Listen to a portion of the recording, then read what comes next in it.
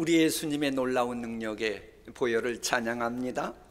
그 주님의 놀라운 보혈의 능력이 실제로 능력 발휘할 수 있도록 부활하신 우리 예수님 찬양합니다. 나를 대신해서 십자가에서 죽으셨던 예수님께서 무덤에 계시다가 살아나신 겁니다. 무덤에 시신 이미 죽은 겁니다. 결정된 겁니다.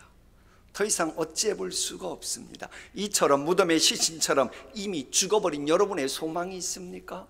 성령께서 역사하셔서 주셨던 분명 소망인데도 이런저런 이유로 이미 여러분이 포기해버린 소망이 있습니까?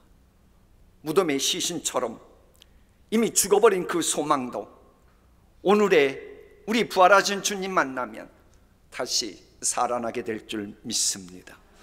자, 이런 부활이기에 저도 궁금해가지고 인공지능 챗봇은 뭐라고 말하는지 제가 물어봤어요. 근데 저렇게 답하더라고요. 부활은 일반적으로 죽은 사람이 살아나는 것을 의미하는데 과학적인 시각에서는 죽은 사람이 살아나는 것은 불가능하다는 것이 입증되어 있습니다. 뚜뚜뚜는 없었지만 제가 시각효과 내느라고요. 여러분, 저게 인공지능 챗봇이 말하는 설명입니다.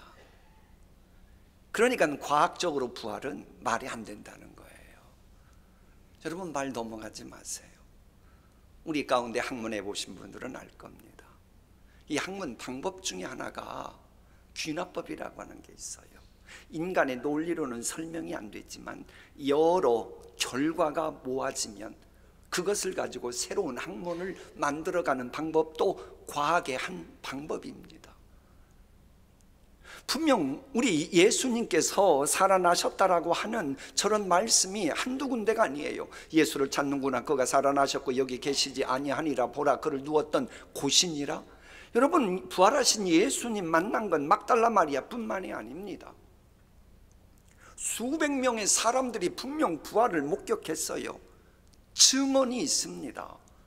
그것도 한 번 증언했으면 뭔가 쉬어서 그랬다 치지만 계속되는 반복은 과학적으로 학문적으로 그건 가치가 있는 겁니다. 근데 이것을 인공지능 챗봇은 부정하는 거예요. 그렇게 증거한 성경을 인정하지 않는 거예요. 그렇게 성경을 부정하는 인공지능 챗봇에다가 여러분의 고민거리 상담하고 인생 상담하고 신앙 상담은 되겠어요, 안 되겠어요? 우리 앞날 인도하시는 분은 하나님이신데 하나님 부정하는 그것으로 상담하고 따라갔다가 여러분은 큰일 나는 겁니다. 이런 인공지능과 관련된 헬레니즘이나 그럴듯한 영성을 추구하는 헤브라이즘을 촛불과 초롱불처럼 알고 이것의 유익을 인정하고 예찬했던 사도 바울이 태양을 보고 난 후에는 헬레니즘, 헤브라이즘을 배설물로 여기고 태양 같으신 주님께 올인하고 주님을 찬양하면서 이렇게 말합니다. 함께 읽어볼까요? 그리스도께서 죽은 사람 가운데서 살아나셨다고 우리가 전파하는데 어찌하여 여러분 가운데 더러는 죽은 사람의 부활이 없다고 말합니까? 죽은 사람들이 살아나는 일이 없다면 그리스도께서 살아나신 일도 없었을 것입니다. 이미 천수백 년 전에 사도 바울은 인공지능 챗봇에게 저렇게 말하고 있는 겁니다. 근데 저 말씀을 보면 부활 얘기하면서 죽음 이야기를 계속 반복하고 있습니다. 죽음이 없이는 부활의 권능이 우리에게 임하지 않기 때문에 그런 겁니다. 내가 예수 그리스도의 십자가의 죽으심에 대한 분명한 이해가 있어야 그런 분에게만 부활의 은총이 내게 다가오는 겁니다. 이것은 부정될 수 없는 절대 진리입니다. 근데 십자가의 죽음이 뭐예요? 죽음은 모든 것 정지시키는 겁니다. 죽음을 맞이하면 아무리 유명했던 분이건 스타건 지식 유무막론하고 어떤 가정에서 자랐건 자랑할 것이 무엇이고 혹은 수치스러운 것이 무엇이고 악인이건 죽으면 모든 게 다 무력화되는 겁니다. 십자가가 그렇습니다. 따라합시다. 십자가는 무력화시키는 겁니다. 우리 예수님께서 대속의 십자가를 지고 고난의 길을 걸어가실 때에 사람들이 몰려와서 그러지 않았겠어요? 아이고 그렇게 기적 많이 행한다고 그러더니 자기 목숨 하나 건지지도 못하네. 아이고 뭐 희망 얘기하더니 저렇게 죽고 마는데 무슨 희망이 돼? 그 소리 들었어요. 그리고 돌아가셨습니다. 그러나 주님은 지금 우리에게 희망이 되셨고 조롱 멸시 천대가 아니고 존귀함 받는 분이 되셨습니다. 이처럼 내가 주변 사람들로부터 힘들고 어렵게 고통당하는 것을 보고 아이고 저 인간 저러네, 결국 조롱받고 아이고 시련당하는 거 보니 저 사람은 소망이 없구만. 예수님의 죽으심을 보고 제자들이 떠나갔던 것처럼 이처럼 여러분의 어떤 모습을 보고 지금 주변 사람들이 떠나갔습니까? 죽으셔야 합니다. 십자가에 그걸 못 박아버려야 합니다. 그러면 예수님처럼 다시 살아나는 부활의 능력을 경험하는 역사가 만들어집니다. 우리 예수님의 등은 채찍에 맞아 찢기어 피를 흘리고 머리에는 가시관 쓰셨습니다. 그러자 아이고 하나님 아들이라고 하면서 멸시받는 척골보라지 하며 조롱받아야 했습니다. 그러나 예수님은 죽은 지 다시 부활하시어서 역시 메시아라고 지금 우리 모두는 그분께 찬양을 올려드리고 있습니다. 혹시 우리 가운데 예수님이 그러셨던 것처럼 아이고 저 사람 저렇게 좋은 스펙을 가지고 학창시절에 그렇게 앞서가고 아이고 어렸을 때 그렇게 뛰어나가지고 아이고 돌잔치 올 때 내가 그렇게 축복하고 남들이 다 대단하다고 그랬는데 동양지대라고 했는데 아이고 저 꼬락서니 반 이런 분이 있습니까? 십자가에서 죽으십시오. 죽어야 다시 소망의 그 주인공이 되는 것입니다. 심지어는 무덤조차도 무력화시키는 것이 십자가의 죽으심과 부활신앙입니다. 그래 이 마가복음 본문을 보면요 무덤이란 얘기가 계속 나와요. 그 무덤으로 가며 무덤문에서 무덤에 들어가서 여기 무덤에 계시지 아니하니라 그를 두었던 곳 무덤이니라. 무덤. 오늘의 설교는 실은 이 반복되는 무덤이라는 단어를 가지고 사실 오늘의 메시지를 이게 준비하고 전하게 됩니다만은 무덤이 뭐예요? 무덤 속에 누워있는 시신은 영혼과 육신이 분리된 상태입니다. 호흡이 끊어지면 인간의 육신은 땅 속으로 이동해야 돼요. 그런데 이 무덤에는 죽음의 군대가 있습니다. 그러길래 이 동방의 최고의 부자였고 최고 명사였다고 하는 욥이 이해하는 무덤에는 저런 상태는 거예요. 무덤이 나를 기다리고 있구나. 나는 무덤을 내 아버지라고 부르겠다. 내 죽음을 파먹는 무엇이라고요? 구더기를 내 어머니 내 누이라고 부르겠다. 아우 생각만 해도 좀 막 징그럽고 끔찍하지 않아요?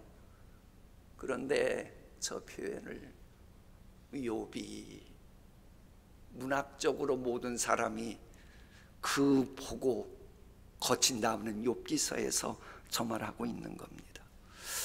여러분 하나님께서 심판하실 때의 메추라기 파리는 하나님의 군대입니다. 그런데 무덤 속에 있는 구더기는 죽음의 군대입니다. 이 굶주려 있는 무더기는 무덤 속에 있는 육신을 무너뜨리기 위해 돌진합니다. 무덤 속에 육신이 있으면 이 육체의 성벽은 피부를 할 수 있겠지요. 그걸 막 구더기가 공격합니다. 자신의 시신을 건드리지 말라고 묘를 수십 개 만들었다는 조조 알렉산더 수많은 미녀들의 용모를 구더기는 파먹어요. 생각만 해도 끔찍해요. 그러나 끔찍하다고 그러면서 만일 이 영원토록 사라지고 마는 것이라면, 만일 부활이 없는 것이라면 너무 인간은 비참한 인간 아니에요? 결국 구더기에 파먹다가 사라지는 인생이네. 이건 너무 끔찍하고 무섭잖아요. 이런 끔찍하고 무서운 그런 희생양이 되지 않도록 하시기 위해서 우리 예수님이 부활하신 것입니다. 진실로 부활신앙 가지면 설령 불쌍해 보이는 처참하고도 비참한 모습이 있을지라도 그런 것이 담겨 있었던 모든 것들이 사라져버리고 빈 무덤이 되는 것입니다. 더 이상 비참하고 처참한 그런 모습은 내 삶 속에서 사라지는 거예요. 이게 구더기가 파먹는 시신이 있는 무덤이 변해서 빈 무덤이 되는 놀라운 부활신앙의 메시지인 것입니다. 마가복음에 등장하는 막달라 마리아 역시도 누가복음 8장 2절이라는 여러 군데를 보면 진짜 구더기 같은 인생이었어요. 그런데 부활하신 주님을 만나면서 그 모든 손가락질 받고 작년이 일곱 귀신 들렸니 하는 모든 것이 다 사라집니다. 왜? 그의 인생 속에 있는 더러운 것이 있는 무덤 같은 인생이 예수님 만나면서 빈 무덤이 됐으니까. 그래서 역사상 전무후무했던 부활하신 주님을 처음 목격하는 영광스러운 제자로 등극하는 거예요. 여러분, 막달라 마리아는 이 베드로를 비롯한 그 제자 반열에 쓰는 유일한 여성입니다. 그건 기독교 교회사가 증거하는 바예요. 이 막달라 마리아 이거 생각도 못했던, 상상도 못했던 은혜였습니다. 사실 구약의 욥도 자신의 회복의 은총을 전혀 생각하지 못했고 기대하지도 않았습니다. 그러기에 기운도 없어지고 살 날도 얼마 남지 않고 무덤이 나를 기다리고 있구나 저랬습니다. 그런데 나중에 저러고 곧 돌아가셨습니까? 아니요. 회복의 은총도 갑절이나 받고 놀라운 인생으로 자리매김 또다시 했잖아요. 왜 이렇게 됐어요? 부활하신 대속자를 바라보는 영혼이 뜨여지면서부터 상상도 못했던 회복의 은총을 입었는데 그것도 갑절로 입었더라는 거예요. 부활신앙 때문입니다. 이렇게도 귀한 부활신앙이기에 사탄은 우리가 이런 부활신앙 갖지 못하도록 별의별 방법을 다 동원하는데 발광하는 수준이에요. 여러분, 이 사탄 마귀는요 구미호나 메두사처럼 별의별 방법으로 막 우리를 공격해 와요.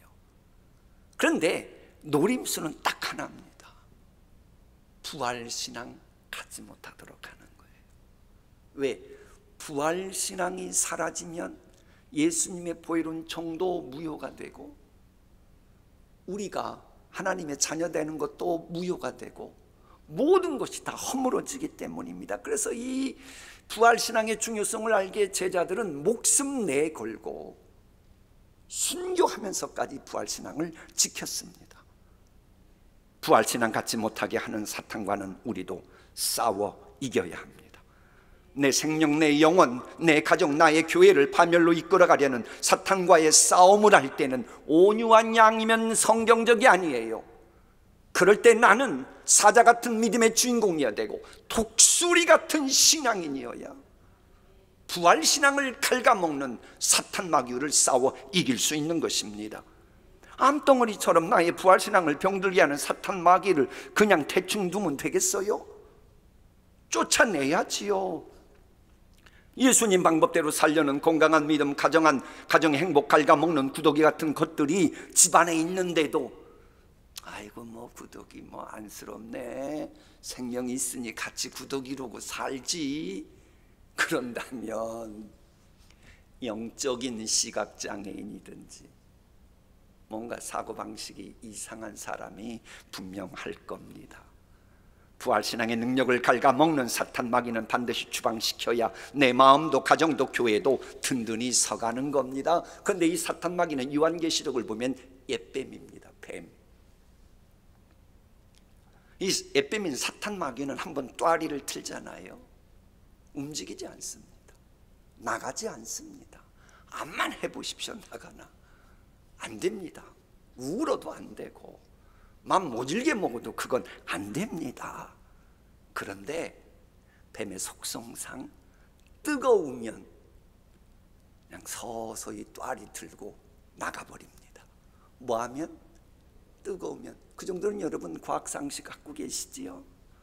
이처럼 사탄 마귀를 가정과 교회에서 쫓아내는 방법도 주님을 뜨겁게 사랑하는 그거 있을 때만 가정에서 요 마귀가 나가고 교회에서도 나가는 것입니다.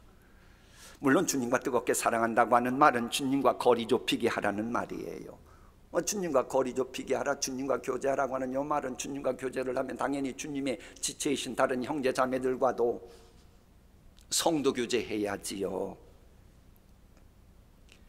별로 아멘도 안 하시는데 이 성경도 성도 교제 강조하고 우리 사도신경도 성도 교제 강조하고 오늘도 40일 특세의 마지막 그 날인 교제 장막 세우는 날인데 여러분 제발 성도 교제 해야 합니다. 여러분 이 성도 교제 해야 실은 하나님도 기뻐하십니다.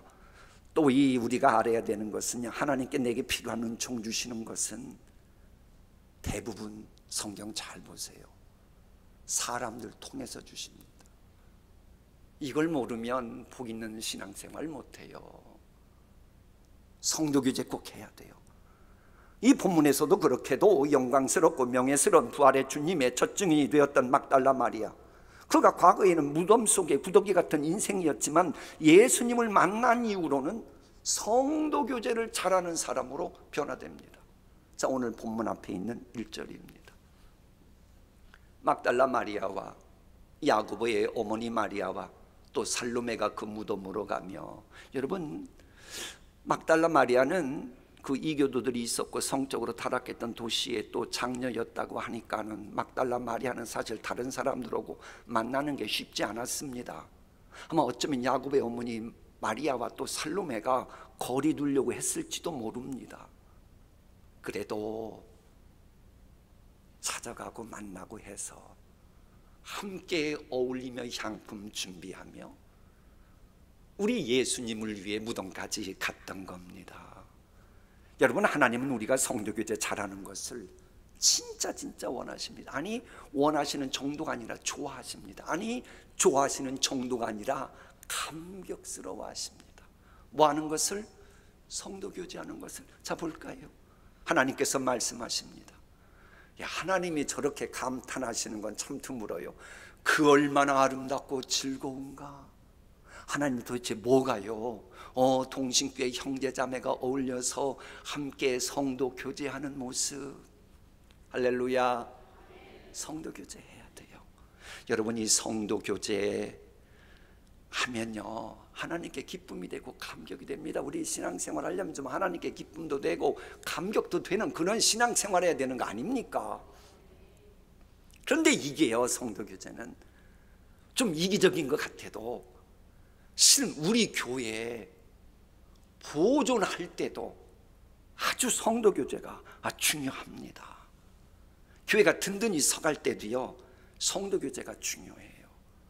저는 목사로서 우리 교회가 사도행전처럼 교회가 평안하여 든든히 서가고 주를 경외함과 성령의 일호로 진행하여 수가 더 많아져가는 교회를 위해서 지금까지 목회 부임해서 지금까지 살얼음판 걷듯 조심 긴장하며 했어요.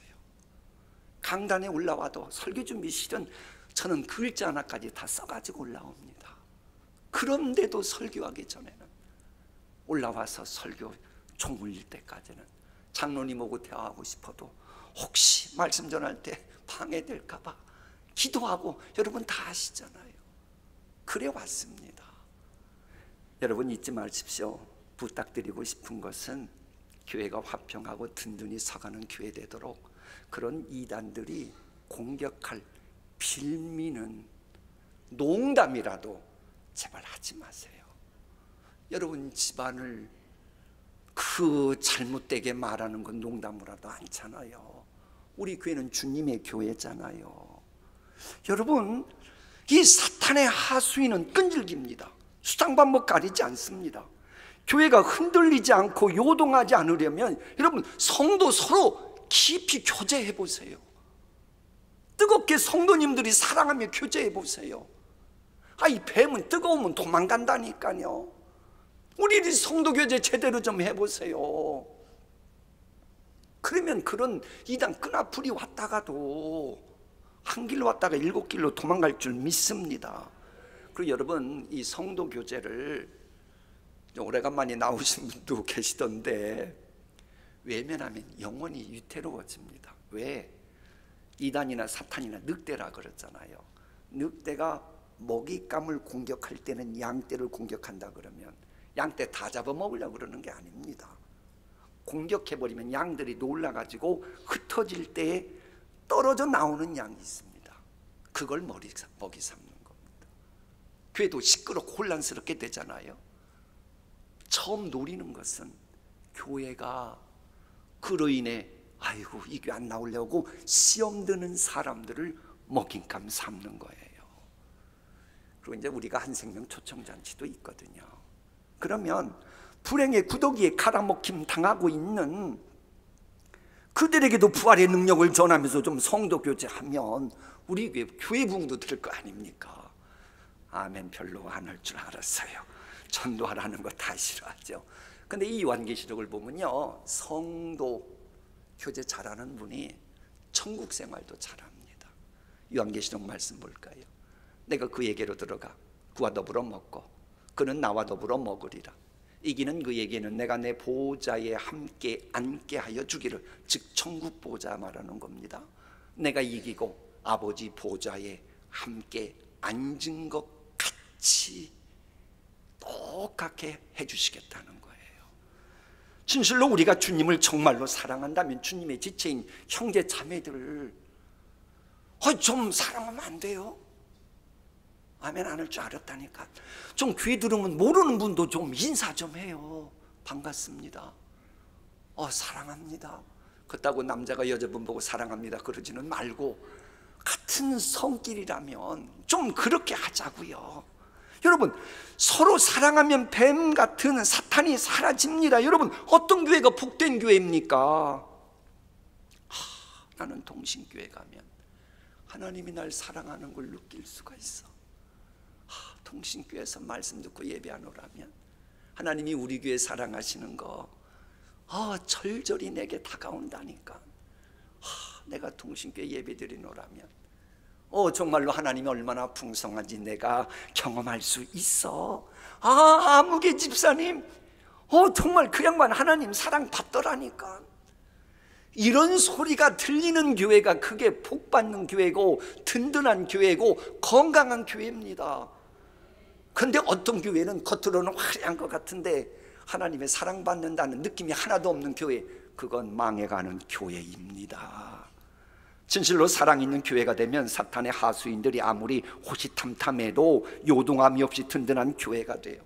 우리가 잘 아는 말씀 한번 읽어볼까요?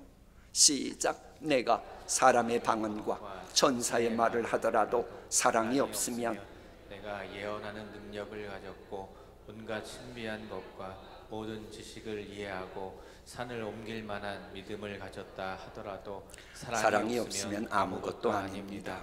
내가 가지고 있는 모든 것을 가난한 사람들에게 나눠주고 또 내 몸을 불사르게 내어준다고 해도 사랑이 없으면 그것이 나에게 아무 유익이 되지 않습니다. 이런 사랑을 실천하신 예수님 때문에 우리가 죄사함 받고 회복의 은총을 입을 소망이 만들어진 겁니다. 근데 여러분, 구약 성경에도요, 무덤 얘기하면서 부활신앙 말하는 그 대목이 욥기서에 나옵니다.